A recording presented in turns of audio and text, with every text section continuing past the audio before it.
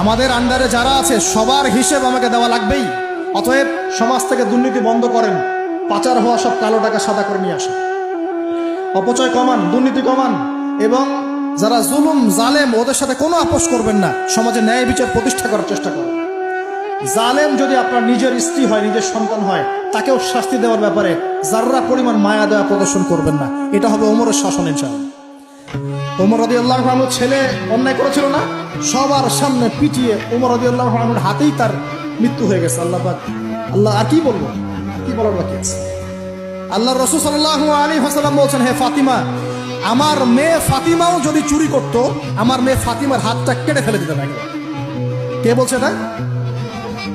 আমাদের নবী মুহাম্মদ সাল্লাল্লাহু আলাইহি ওয়াসাল্লাম বলছেন, আমার মেয়ে ফাতিমাও যদি চুরি করত, তার হাতও আমি কেটে ফেলে দিতাম একেবারে।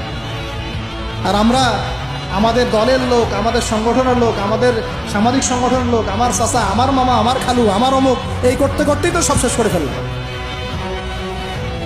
একটা সাইন করে দিলাম, যাও ওখানে যাও, তোমার জব হয়ে যাবে। আমার মামা হয়, যোগ্যতা থাকার না থাক, আমার ভাগনা, যাও সাইন করে দিলাম, চলে যাও, চাকরি হয়ে যাবে। অথচ যাদের চাকরি পাওয়ার যোগ্যতা ছিল, ওর রাস্তা রাস্তায় ঘুরে ভ্যান চালাচ্ছে এখন বসে বসে।